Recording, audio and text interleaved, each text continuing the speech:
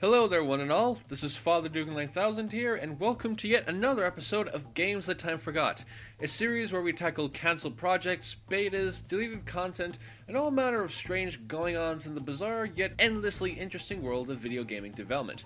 For today's episode, and for the next 2 or 3 episodes at least, we're going to be looking at the once beloved UK gaming developer, Rare.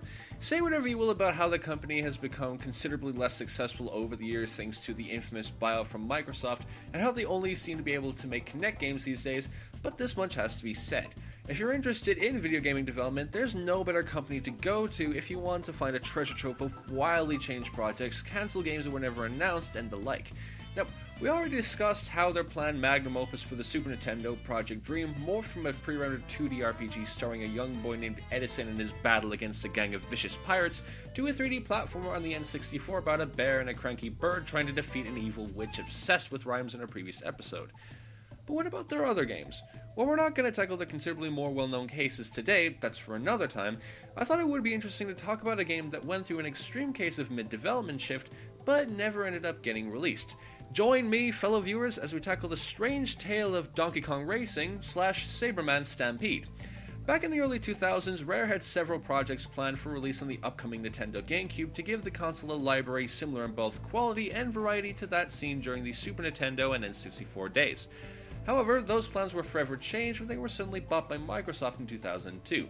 Because of this, projects that were planned to be developed for the GameCube were either shifted over to the original Xbox, as was the case for games like Grabbed by the Ghoulies and Cameo Elements of Power to a lesser extent, rebranded to an original or non-Nintendo IP like when Diddy Kong Pilot was morphed into Banjo Pilot, or was simply cancelled altogether. Donkey Kong Racing, however, managed to subject itself to all three at once. It's a bit weird, I'll admit, but let me try to explain. Originally announced way back in E3 2001 with a trailer containing only pre-rendered footage, Donkey Kong Racing was the latest in multiple aborted attempts to make a sequel to the beloved N64 kart racer, Diddy Kong Racing. Instead of using karts like in that game, the cast made up of both characters from Diddy Kong Racing and Donkey Kong 64, it seems, would ride on top of animals from the Donkey Kong Country trilogy such as Angard, Rambi, and more that mimicked the variety of racing styles seen in the hit classic. While we never got any in-game screenshots or gameplay footage of Donkey Kong Racing, mainly because the game never truly got that far into development before they were bought by Microsoft, we do know that there were numerous ideas planned for the game that actually sounded pretty cool, at least if we're going from a small-scale IGN preview from around 2001, which contains the only real information about the game. For a start, you could hop between gigantic animals to clear past obstacles and smaller animals for easier maneuverability, with each racetrack containing multiple different routes to increase replayability. As well as this, you could actually upgrade your animals by giving them food or prizes during the races to turn them into damn near unstoppable creatures. Plus, it was going to use the new console's system capabilities to an extent never before seen in racing games by having graphical effects to bring the world to life such as moving shadows, trees that swayed back and forth in the breeze and fading sunlight, alongside a fully orchestrated soundtrack that likely would have remastered tunes from the classic Rare games to stunning effect. Add all this up with a 4-player mode and we could have had a really good racing game. But then there was that blasted buyout. Since Donkey Kong was owned by Nintendo and not Rare, the license had to be given back and all subsequent Donkey Kong Country related elements were removed from the game. Though the initial concept lost some appeal thanks to the lack of the beloved characters, the development team nevertheless pushed on with a prototype made for the original Xbox that implemented the basic ideas mentioned earlier on, resulting in a game that, while very basic, was widely considered by the crew to be the most playable and enjoyable version of the game to have been made over the course of its development. After a while, however, the focus of the project soon started to change based on the ridiculous success earned by the breakout sandbox game Grand Theft Auto 3.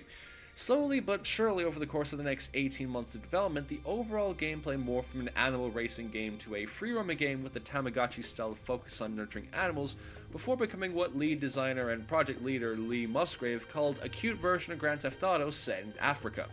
At this point, the game was now called Sabreman Stampede, at least going from a trademark that Microsoft took out in 2003, and was going to be released for the Xbox 360 as opposed to the original Xbox.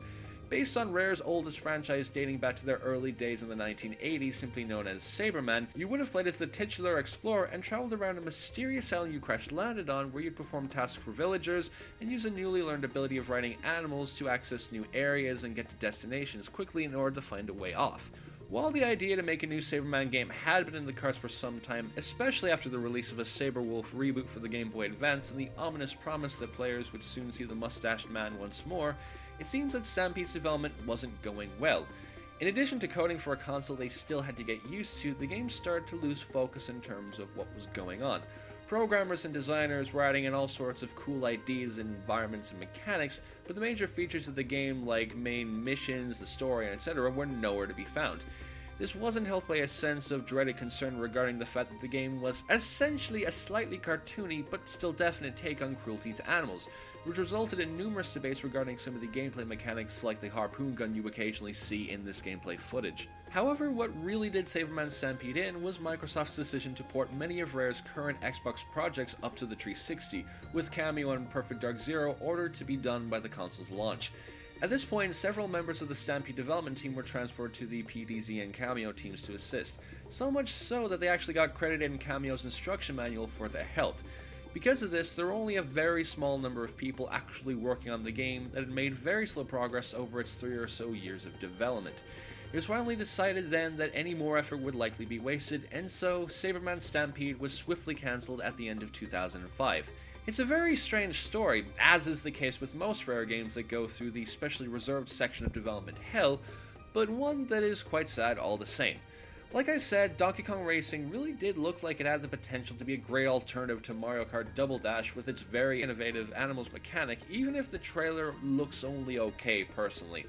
I actually quite liked the idea that Sabreman Stampede was going for. It's not often you have a third-person sandbox game set in Africa where you get to ride animals across the terrain. And even though I never really played any of the Sabreman games, this sounded like it would have been an awesome place to start. But sadly, the game never really came to be in any state. And the fact that we never really knew anything about it until very recently only adds to the mystique yet unavoidable regret about what could have been that comes with these changed Rareware projects, altered to such an extent or even cancelled that they truly become games that time forgot. Finally, I got to do a title drop for this series. You have no idea how long I've been waiting to do one of those. In any case, I'll see you all again for another secret project from the British barn bowels of Rare Ltd in the next episode. I hope you enjoyed watching this video, and until we meet again, have a great day, all.